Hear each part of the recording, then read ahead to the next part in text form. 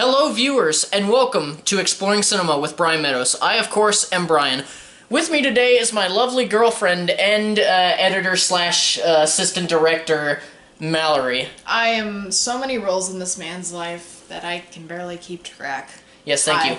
We actually just got back from seeing King Arthur, Legend of the Sword, the newest Guy Ritchie film, and we're gonna be eating during this one because this movie made us miss our dinner, and all we could get was last call at a sushi restaurant, so... Some of us didn't get what we really wanted. Nope. Out of this night. And King Arthur was absolutely one of them. Let's talk about it. Let's talk about it. So after the murder of his father, young Arthur's power-hungry uncle seizes the throne, and Arthur actually grows up in the slums in, what was it, like a bordello or something, like a whorehouse? He basically grows up with a bunch of whores looking after him, and once fate decides that the legendary Pendragon sword must be unveiled, he somehow finds his way to the sword, and the sword chooses him, showing that he is the born king, the true ruler of England. And at that point, Arthur has to embrace his role as leader and king. First, let's talk about the actual cast. Charlie Hunnam, who a lot of people know from the show Vikings, plays Arthur in this film, and I don't see the hype behind him. I know a lot of people say that he's great in Vikings, and I've never seen the show, so I can't actually give any kind of opinion on his performance in said show, but this is the second film that I've seen him in after Warcraft, and I don't like him. He is not a good actor in anything, and it may just be... Basically, his character, Arthur, is a fast-talking son of a bitch who really is just afraid of everything and doesn't want to face his true destiny with the sword. He's basically a carbon copy that you basically see in every other movie where there's a prophecy and you got the chosen one involved. That's really who he is. He's just got a little bit more of a cocky side to it whenever he's talking to his teammates, I guess. That's King Arthur in a nutshell. Well, his character. You would think that somebody like him growing up the way he was, he'd be more kind-hearted. I mean, he's got the qualities, like, he especially cares for the people who, sorry. Damn, that flew! Here, I'll get it. It almost hit my jacket, I was like, yeah, sorry. Whoa. I was eating and a little bit of rice came out. I was watching that in slow motion, I'm like, no. But, where was I? Oh yeah, like, you can tell he cares about his friends, but he shows it off in the most dickish way. I honestly didn't see a lot of development with him and his friends. They're more like people who just come in, tell him what his destiny is by basically, like, making him run away with them, and then they just... It's basically just a huge exposition fuckfest while... where there should actually be character development, all we get is just exposition, what the sword does, and, you know, who Arthur is supposed to be, and I'm just thinking to myself, how the fuck do these people know what his destiny is? How the fuck do these people know what all of this is? He is a very unlikable character. This doesn't make any sense. Like, you would think, I'm trying to think, like, okay, let's talk about Harry Potter. The whole point of Harry Potter was that he was left with muggles so that he would grow up to be a nice, kind person, and that actually worked out. And, you know, instead of knowing who he was the entire time, how he was the boy who lived, he grew up to be somebody who was quite humble, modest, and kind. Whereas this guy's just a dick, and he didn't grow up the right way. Well, we didn't get to see him grow up anyway. We got to watch him grow up in a montage. That's right, folks. Right after... Let's wait until we talk about the editing the montage, though. No. Right after everything happens with Arthur, you get this whole montage of him growing up from when he was set off to when he's an adult. It's a whole montage. And it's a really fast, oh my god, eyesore of a montage. I don't know what came over these people who made the movie to basically give us probably one of the most interesting things that would have probably happened in this movie into like a fast-paced. This is what he grows up to be, and he's gonna wake up and he's gonna be this huge, strong, hot, muscly arm man that you're gonna want to root for, but in fact you won't because he's a huge dick. That is the first 30 minutes of this movie. Yeah, actually that was the first 10 and I already wanted to leave. Like I said, very unlikable character. I don't think that Charlie Hunnam did a good performance at all. His and portrayal kind of reminded me of he was trying to be Carrie, what was his name? The guy in Robin Hood, Carrie, how do you pronounce his last name? Carrie Elves? Evs? Carrie Yules? Carrie Yules, yeah, the guy who also played in Princess Bride. It kind of reminded me, like, the way I didn't see it. Like, it's like he was trying to portray Carrie Yules in, like, either Princess Bride or Robin Hood, because essentially he kind of plays the same character, but he still adds something different. But it's almost as though he was trying to impersonate it, but he kind of acted like... It's kind of like he was giving, like, a bad impression, and it ended up sounding like Chris Hemsworth. I don't know why. I didn't think about that. He did kind of sound like Chris Hemsworth, though. Yeah, it was like Chris Hemsworth trying to do a bad Carrie Yules impression. That's what I got from his performances. Oh my god. It was so terrible. I'm done talking about him. He just depresses me. Want to move on? Yes, let's move on. Let's move on. Let's move on to, what do you want to say, our opponent for Arthur? I will tell you after this transition. You know, if you basically grab rainbow rolls, you can essentially take off everything off the top and just turn into a California roll. Fuck you. I got them on the line, and we still got it for $11. You see how badly I just edited this video? I think my editing was better than the film's editing. Anyway, let's actually talk about actually, you know what? Should we go ahead and start talking, or should we do a little bit more editing? No, you know what? You guys have suffered enough. Let's just get on to the next guy. I'm gonna add one more thing onto the editing. Oh god. The editing of this movie is the first 20 minutes of the movie, the Disney movie Into the Woods. Oh god. Mixed in with the editing, all 3 out of Suicide Squad. That is the kind of editing that we are talking about, people. You got Into the Woods, rap, rap, rap, rap, narrator, rap, rap, rap, rap, singing, narrating, blah, blah, blah, along with the Joker of Suicide Squad. The first half's editing of Rogue One was better than this. Anyway, that is saying we're going on a tangent. We'll talk a little bit more, and more specifically about the editing later. Instead, let's go on to a few more of the supporting cast. Into the Suicide Squad. Arthur's bloodthirsty and power-hungry uncle is actually played by Jude Law, and I couldn't understand what his name was throughout the entire film, so I'm just gonna call him at first it sounded like everybody was calling him Volleyball, and he's the most compelling character in this film, not because of his obsession with volleyball, but it's the way that he throws the volleyball into this whole game. No, honestly, I actually had to go on Wikipedia to look up the name of the character afterwards, and I just had to look it up again when I came in, because I realized I read it wrong. His name is Vortigern? Vortigern. Vortigern. Thank you. Vortigern. That's evil name. He's the most compelling character in this film. Like, he actually, I wish he had gotten more screen time. We completely hated, why am I blanking? Oh, we hated Arthur in this film, and yet we loved the villain. We started getting tired whenever he wasn't on screen, because he was a good mixture of... Actually, in a way, he was kind of terrifying. He was... I can't speak today. Give me adjectives. The times where I wanted to leave during the movie, I had 5 different times of leaving. 4 of those times, I was about to ask Brian if we could leave the movie. And then Jude Law's character popped back up, and I immediately sat back up in my seat because he was the only interesting thing in this movie, and yeah, he had the least amount of screen time. as far as an interesting character goes, and that is really sad. And when you're rooting for the villain to succeed rather than your hero, King Arthur, I don't think you represent history very well. His character is very, very charismatic.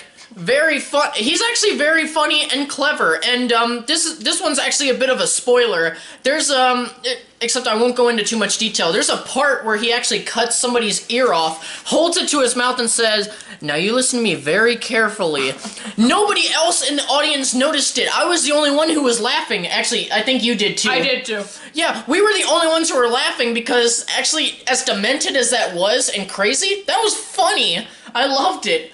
I love sick humor like that. I do too. Right. Especially when Jude Law does it. There's just really a sense of eeriness and creepiness. Hands down, Jude Law was our favorite part of this movie. Actually, yeah. And what? How many times? How many minutes of screen time do you honestly think he got in this like 2-hour movie? 20 minutes total? In a 2-hour movie where the only interesting thing that's keeping you into the movie is the villain, and he's only in it for... Or, well, let me rephrase, 20 minutes at the least. 20 minutes at the least. That's still good. At the least, people. We're talking about at the least. I'm just guessing. I'm not good with time. This is a 2-hour and 6-minute movie. Oh, wow, I was right. 2 hours? I literally thought it was exactly 2 hours. No, 2 hours and 6 minutes. Damn it! Fucking credits. Oh, boy. You know what? We're gonna talk about just one more cast member after this random edit. Okay, so Mallory just got up for a second. I think she literally went to go throw up because of, what are you doing? I went to throw a volleyball, even though it's not really. It's not. This is a beach ball. This is a Death Star beach ball. Ah, I thought it was gonna land in the sushi. Anyway, so there's this one minor character in there. We don't even know her name. She's simply called the Maid. She's played by, hold on. Astrid Burgess Frisbee. That's, yeah, Burgess Frisbee. Fuck do you find these people? Anyway. Okay, I actually have something to say about her character. She reminded me of the Enchantress from Suicide Squad and Donna from That 70s Show mixed together. Oh, buddy. And you're not even taking the good parts of Donna from That 70s Show. You're taking the very... It's as though the only thing that you're supposed to find funny about Donna in That 70s Show is her voice. But it's mostly the things that she says. Her voice made it into this character, along with the weird antics of the Enchantress. And she Yeah, but at least Donna can have some inflections to her voice. I know, my god! Every time this woman spoke, I wanted to rip her throat out and choke her tonsils and then put them back in her mouth. God, it was so horrible. There was one point where she was talking with one of the other cast members, like one of the miners, and she's just sitting there stoking a fire, and she's just talking all monotone and wooden, but yet in kind of a loud way. There's one part that I liked about her. Actually, I'll leave that for like the last bit. I actually need to know this. What part did you actually like about her? I'm gonna talk about what she does. Okay, so we said she's called the mage. She's a mage, you know, a magic user. Not even a full wizard. She's just a mage. She's not important. The mage. My throat's kind of hurting. I think I may have accidentally ate something spicy. It's okay. Yeah, okay, so if we actually made it to sushi on time instead of sitting through this god-awful movie, we wouldn't even be getting that kind of feeling in our throats. Sorry. Anyway, so the first part, I'm like, okay, what does she do? Do the mages have specific sets of powers in this movie, or can they just learn a wide range? But from what I'm seeing, since she's like one of 2 mages in the film, the other mage doesn't show up, he's not in the movie for like even 5 minutes. Yeah. But we're wondering what her ability is. And we see her standing at one point, and then we see a bird attacking things, and then we're like, oh, does she turn into the bird? And then I was like, oh my god, she's a shapeshifter. Then, is she an empath? Oh, no, is she a bird? Oh yeah, because you thought that she was affecting people's emotions. Like the way that the kid, like, after her eyes change or some shit, people's reactions started to get like a little in the movie, and I'm just like, is she an empath? is she choking people? I was thinking, and all of a sudden I see a gigantic bird, and then it pans back to her, and I'm like, is she a bird? Wait, no, she's not a bird. Wait, is she Snow White? If Snow White actually called her birds over to kill people? No. What are you? Her ability is that she can control animals. And actually, Yay, like, we haven't seen that before. Well, even the other mage, that was the only ability that we saw him do, so I don't think mages are very powerful in this franchise. I thought I was coming to a movie about the story and origin of King Arthur. There was even one part where she took control of a snake. Not really a small snake, like a good thick sized snake. Like I'm not good with snake species, but like she's about to attack the uncle, and he cuts off the head of the snake. And this part is the part that I enjoyed her in. After the snake's head is cut off, it transitions back to the mage, and she just goes. That's it. That's my favorite part with her. You're the snake that's about to be skewered, and I'll do it. Just. That was literally. Get there. No. Oh, it's coming back. It's coming back. No, the Death Star always comes back. Yeah, it came back in 2 movies, and then it came back it came back evolved. As a beach ball. Oh, I was talking about Starkiller Base from Force Awakens, but either way. I wanted her dead. You know what? I don't even care. I'm gonna spoil what happens to our most interesting part of the movie, which is the villain. Oh, yeah. The villain dies. He dies. Weird. That's almost cliche. It's like it never happens. Yeah, and you know who kills him? Arthur. When he doesn't even want to do shit throughout the movie with the sword. He just kills him. No problem whatsoever. I do think Actually, at one point during the fight, and also, Vortigern's final form, like, he has this whole, like, it's kind of like a Viking with a skull. We never mentioned, Volleyball is actually a mage. Go ahead and get that out of the way. Go ahead. Yeah, he has this form where he has a Viking helmet, and then there's a skull on his head, and then he just has this completely, like, formidable body, to accompany it, and... He kind of reminded me of, he reminded me a little bit of Darth Bane from, Star Wars The Clone Wars Season 6. Okay, yeah. Well... You don't know what that looks like. Well... because I didn't know what the hell this guy's name was throughout the movie, I just called this guy El Diablo. Because that's literally what he looked like. I was just like, uh-oh, El Diablo's gonna strike. Uh-oh, El Diablo's gonna get him. Oh, kill Arthur, El Diablo. But, at one point he actually gets Arthur in the fight, and I think, wasn't it basically suggesting that Arthur died in that moment? Not really. He got knocked out. Okay, well, Arthur gets knocked out. He's like on the verge of dying if El Diablo even has the balls to just stab him and just... I don't know, as long as his little vision took, I'm surprised that he didn't already kill him. They basically... Okay, so everybody remembers what happens with Harry and Voldemort in the Deathly Hallows. Not the final battle. No, when Harry is actually killed and he goes to heaven and he sees Dumbledore. That's basically what this movie did. They ripped off Deathly Hallows. Except there wasn't actually a message to it. Yeah, it was literally just... Here's the sword. Go. That's literally Eric Bana playing Uther Pendragon, just looking up at him like... Hi. Sup? Oh, by the way... Forth!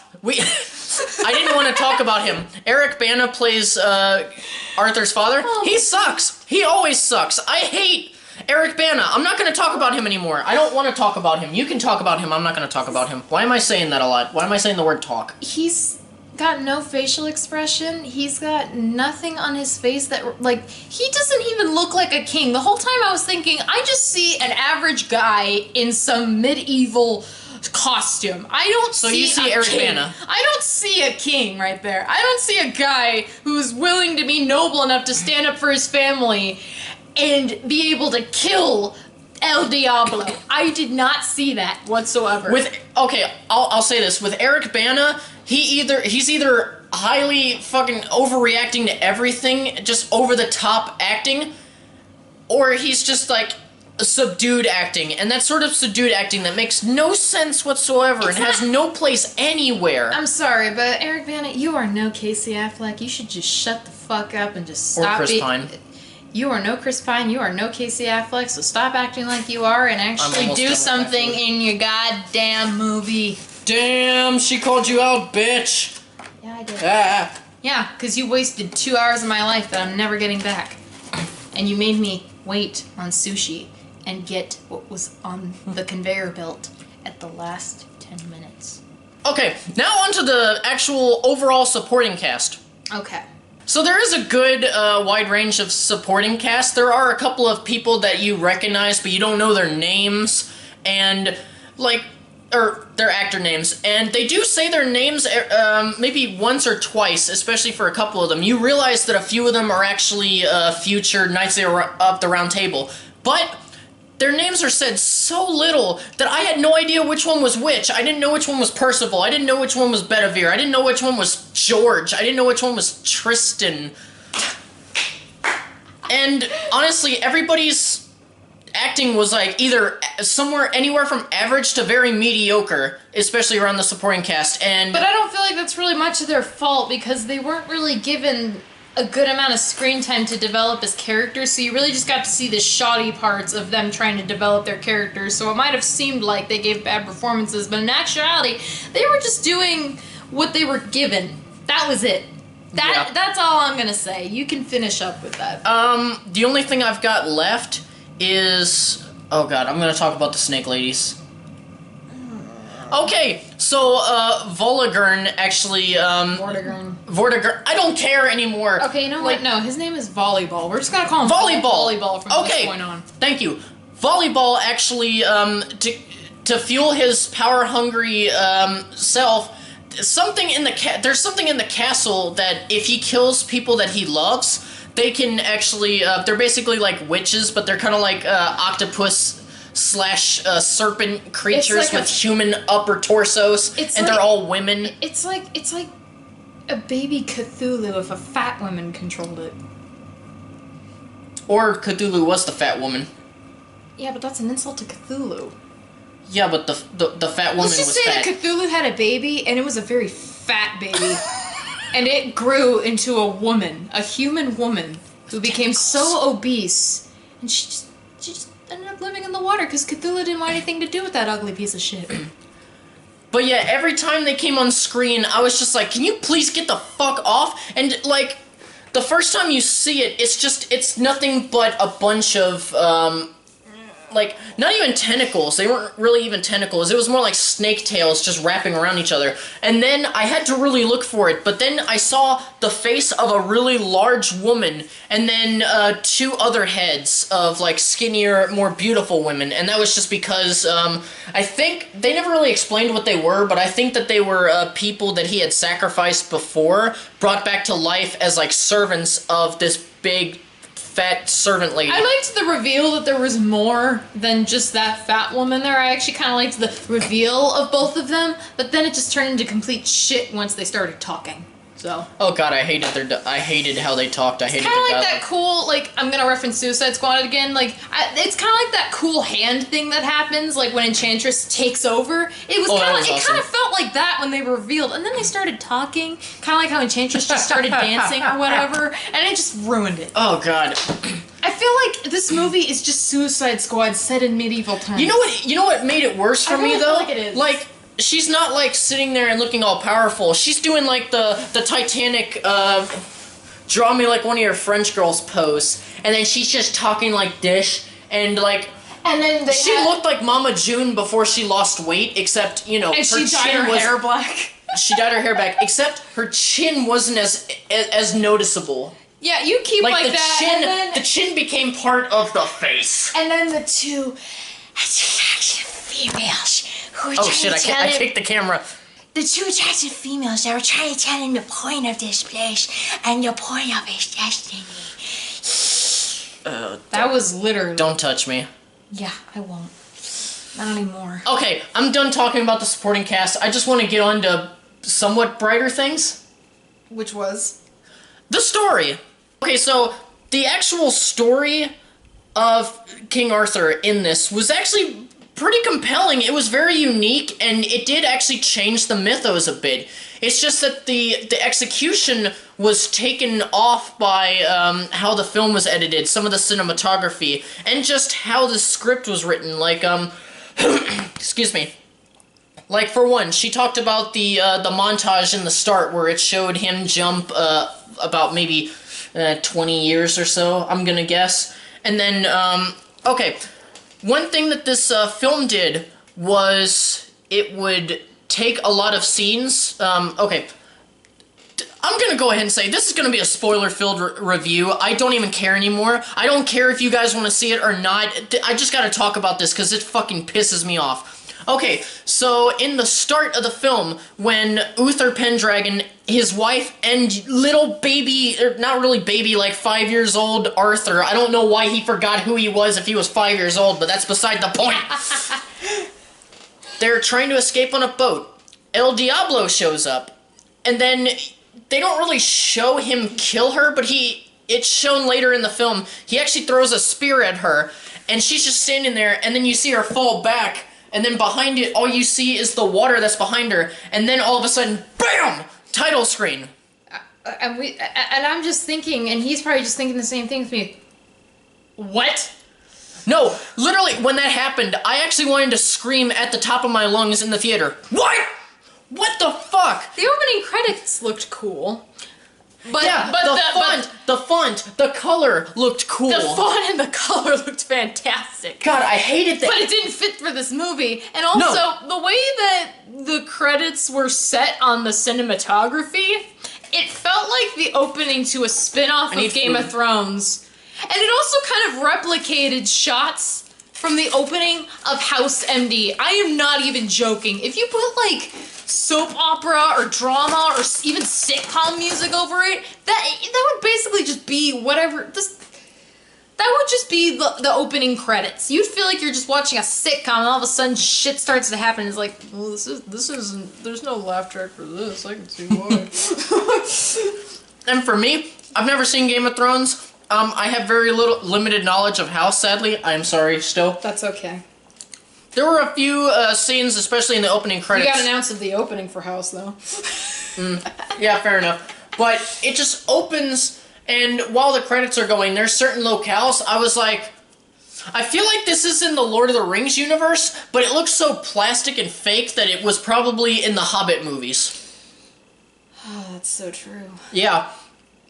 And, okay, so another thing with the story, one thing that they did, especially where they had these scenes with a lot of dialogue, like, something would happen, and somebody would come to Arthur and say, you know, what happened? And then he would talk about it in mighty fine detail, which the dialogue in those scenes were actually really...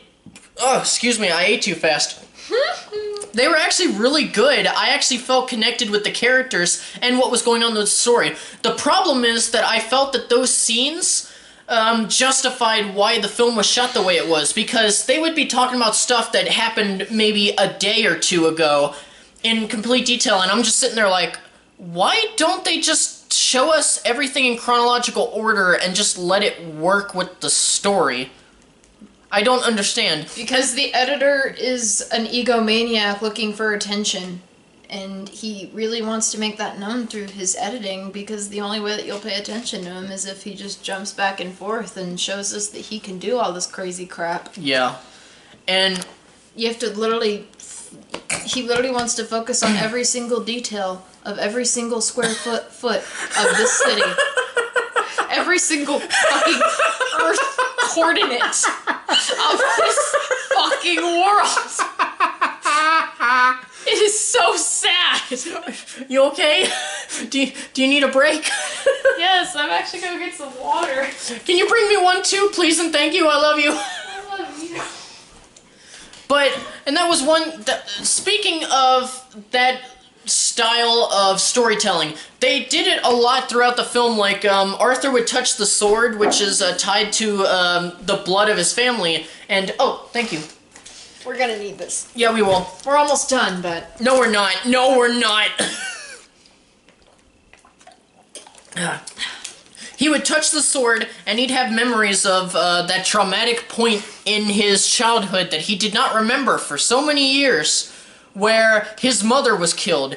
And each time that happened, it would add something to that scene, but it didn't feel like it needed to be revealed. Like, okay, for instance, the sword and the stone was actually Uther's corpse turned into a stone, because he threw it in the air and he kneeled down and it went straight into his back and he immediately turned into stone.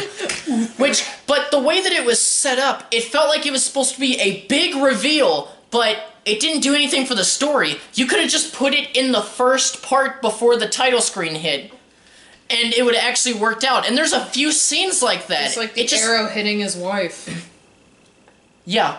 Like I said, the reason why I hate the dialogue scenes, which I still love, the reason why I hate them is because they justify this fucking sloppy-ass way of storytelling. Your opinion. I need a drink. What exactly do you want my opinion on? The story. I agree with pretty much every single point. The story was actually compelling and in a couple of ways kind of original. Except for the fact that for some reason, I get that this movie is using Shakespearean themes to tell its story. Like, it's telling, like, it's using themes from Macbeth and Hamlet, even. Mostly Hamlet, but yeah. Hamlet? Hamlet. But that's nice and all. But you're not paying homage to it in this movie. You're not getting that, essentially.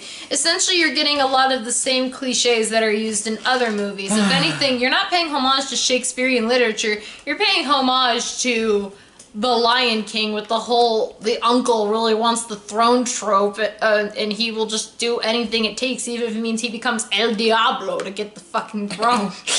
Yeah, but at least this... That's so sad, people. At least this villain actually did something after he became powerful. Scar just became a lazy asshole who just laid there chewing on old bones, singing fucking show tunes, and It's a Small World After World, and it's like, I've got a lovely bunch of coconuts. It's like this villain essentially became what we wanted Scar to be.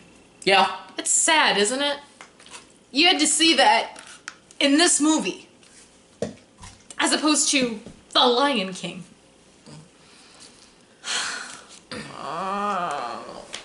I'm done talking about the story. The story was like one of the two good things about this movie. And they fucked that up too. Okay, now let's get on to something else. The visual effects. So for the visual effects, it is a pretty visually stunning movie, but a lot of the CGI elements, especially during the fight scenes, look kind of... And its usage of snakes. I also want to Usage of snakes. Thank you. Oh my god. The battles and the snakes are the CGI. I don't like them. And the massive elephant. What the fuck was that? What the fuck? There's a giant-ass elephant. In the first 20 minutes of the movie. Actually, there's 3. Like, it's not just giant elephants. And they're never explained. They're skyscrapers. Skyscraper elephants. They're that big. They're never explained as to why they are there, and they never show up in the movie again after it's kind of hinted in, like, flashbacks, but it still made no sense. In flashbacks, there's no more fucking rampant elephants running through the town. It's whatever, who cares? Destroying kingdoms. Who cares, but a lot of the visual effects I did not like. There were a couple of scenes, like, in fighting, okay, like the first time that King Arthur actually fights a large group of men with the sword, it disturbs the earth and sand particles go everywhere. It's like a sandstorm that's mainly condensed to one area, and just seeing him fly through, it actually looked good, but there were parts where even King Arthur looked CGI rendered to me. Oh, and when he actually uses the sword? Yeah. Oh, yeah, I remember that. Oh, and I gotta talk about one thing during that particular part. Ooh. At the end of that whole scene of him finally using the sword and the dust storm and shit, he breathes very consistently. Very consistent. Like, and very it was hard. It was literally just...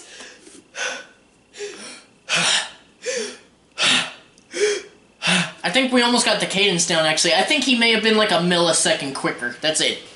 He did that for 35 seconds. Yeah.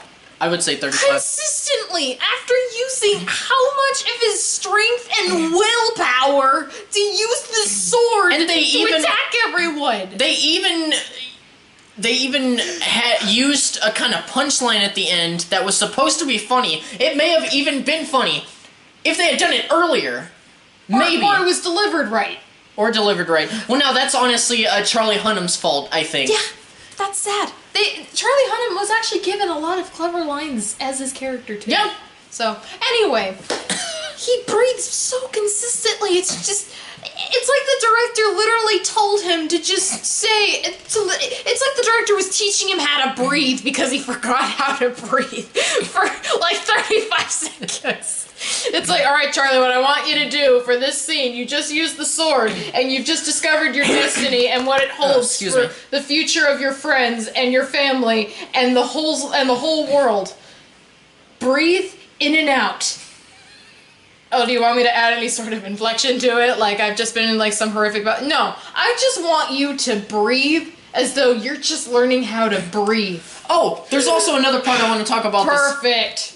I know we were talking about visual effects, but honestly, I'm done with the visual effects. I hated the visual effects overall. There were certain parts that were good, and most parts that weren't. Cinematography is basically the same way for him, though. Yeah, we'll get onto that in a second, but just with that scene that we were just talking about, he kicks everybody's ass, but then when the dust storm leaves, it was like, there's no dirt all over. I did not see a good amount of dirt on Arthur, and I didn't see any reaction of it other than in facial expressions from cast members. And it was like, it kind of reminds me of the prequels, how everything was green screen, and they have to pretend to react to something that's going on over here that they can't physically see. And it was like everybody who was surrounding him, who was on his side, was not affected by the sandstorm because all the other bad guys, whatever the fuck they were called, black swans, I don't know what they were called, I just heard black something. They were just called the black hooded hoodlums. Yeah, whatever. The black hoodlums. Anyway, like, they were all getting blown back, and then you see, like, that signature Guy Ritchie tone where everything kind of, like, either kind of freezes a bit, but it's like a slow fast-mo kind of, but not on the level of Michael Bay. And all the supporting cast, none of them looked affected. Like, they're just standing there like nothing happened, and they're just looking at him. I'm done. I'm sorry that I cut you off a lot. I just needed that I was thinking the whole time that he actually used the sword and the whole area was just enveloped and everyone was being destroyed. I literally thought, well, there goes your supporting cast. And then they're all just standing there and they're just looking like... They're not even dirty either. They're looking like they just finished the scene of a play, and it's like at that moment where you just finished the scene of the play, and it like the whole spotlight just turns off, and you're just supposed to pause right there until the curtain like goes down, and then it goes back up, and then they're still standing there up until they begin their scene. That was literally how it felt like. It was just like it was a play in that moment. Good comparison. I like that. It was so bad. Oh, I was just like, well, your friends are dead, and then I was like, wait, they're not? Fuck. Okay, now let's get on to the cinematography. Oh, what can I say about the cinematography in this film? Shaky cam! Shaky cam, motherfucking shaky cam. He doesn't like shaky cam very much. He really doesn't. So he really did not like the Blair Witch Project. Well, I don't like found footage, but that's beside the point. Well, no, he hates shaky cam. I just really want to emphasize that. It's because it's a horrible way of shooting a film to where I get the idea. They wanted to kind of feel like you were in the action, but when it's just focusing on one character and they're not even okay, they did it while they were running, and that one made a little bit more sense. I still hate it. But when it's having shaky cam, and it's just focusing on one character, and it's just doing this... Ugh. Goddamn. Like I hated how this film was shot. I hated it. Some of the overarching shots of, like, the landscape... Oh, yeah, the sweeping landscape shots. I agree with you. Those were good. Those are gorgeous. However, the lighting, like, the whole... It was too dark. It honestly felt like I was watching a bad DC movie in that way. I will give it, it felt like natural lighting at some points, especially during the day. Some points. When they were outside, those looked good. That light, felt just real. natural lighting. But then when you use natural lighting like that in that kind of film, it didn't look right. It actually looked... It either looked too dark or a little too light to be the right type of darkness. Or it just looked way too gloomy. That didn't even make any sense. Oh well. It looked unnecessarily gloomy for a lot of the shots it was going Even for the ones that were supposed to be a little bit more lighthearted, just a little bit. That's all we're gonna say really on that front, because there wasn't really much to it. It was a lot of shaky cams, a couple of gorgeous landscapes. That's it. Okay, so for the music.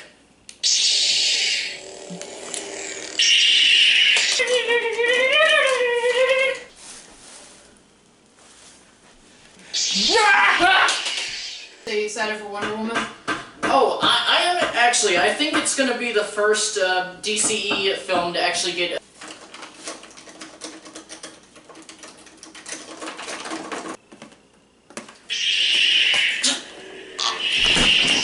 So that is basically what oh shit. So that's basically how bad the editing is in this film. It'll just be the most random ass shots with a little bit of shaky cam in there. I hope you were able to tell what the hell was going on with her. Because I know I shook the camera a lot when you were playing that video game. You killed my sheep. It was just an example. I don't forgive you. As for the musical score, it was okay. It was a little too modern sounding. I actually kind of hated it in a way, but it really wasn't that bad. But there was this one song right as the third act starts that seemed like it came out of like a wannabe spaghetti western that was made in modern times. Modern as in this year. Where it's kind of got like a folksy feel, but you can tell it's sung by somebody who sounds like Hosier. That's actually really good. Yeah, I thought that too. Actually, I thought that was Hosier. I actually thought that was Imagine Dragons. That was not Imagine Dragons. There was no way. No, it was too folksy sounding. But yeah, the music was okay. Not really much to add. Nope. To recap, King Arthur, Legend of the Sword, is a very compelling story, but the execution sucks. A lot of the characters are very bland. The actors really aren't doing a good job in this film, save for the villain, and even he's kind of underwritten in certain portions. The editing is shit. The cinematography is kind of shit, and actually, I just want to throw something in. I honestly felt like I was watching a DCEU movie. I felt like I was watching another Zack Snyder movie. That's what this film felt like. And just... It's not a good movie. I don't care. Like, literally, okay, I'm gonna do this new thing with my videos. Okay, hold on. Is it worth paying money for? No! Red means no! Do not go to see this movie. Now, if you want to go in and you just want to close your eyes, or no, not even close your eyes, just turn off your mind, stop thinking for once in your lives. What am I saying? Okay, refresh. Even this movie's gonna have to require a lot of thinking. Yeah, if you just turn off your brains and don't even think about it, you know, go in as though you're watching a Transformers movie. Just don't think about it. Just enjoy the action and the visuals. Maybe you'll enjoy it, but I can't do that. I just can't. So, like I said, red is bad. Red means don't go. That is actually, that's off, so... Red means don't go. Blue means watch. That'll be his new rating system, apparently. If I hold up blue, it's good. If he holds up red, it's bad. See, I've already put the blue down. He still hasn't put the red down. This is a bad film. This is a bad film. And I actually like Guy Ritchie. I actually think he's done good, like his movie Snatch. I actually enjoyed both Sherlock Holmes movies. The second one, not so much, but I still like the directing style that he did and how he wrote it. But this is just a bad film, people. Don't watch it. Anything from you? 11/11, make a wish. I wish I hadn't seen this fucking movie. Oh! It is 11/11. I really wish I hadn't seen this movie, but unfortunately, these kinds of wishes can't reverse time. Thank you guys so much for watching us talk about this video and listening to us ramble on and on. And on. And on. So, what did you guys think of King Arthur Legend of the Sword? Did you love it, hate it, were you indifferent of it? I mean, you haven't seen it yet, etc., etc. It doesn't matter. Either way, we want to know. We welcome new perspectives. Also, be sure to check out my Patreon page, which I will leave a description for, or a link for in the description down below, and all it takes is $1 a month to support what we're doing here, and we would really appreciate the, I was gonna say assistance. We would really appreciate the help from you guys. Also, if you haven't already, please subscribe to the channel for more movie reviews, like Star Wars reviews, Disney, Marvel, whatever, and whatever else content we throw out. There is always more to come. Once again, thank you all for watching, and farewell until the next time. Bye-bye. What is this? My bye. Bye.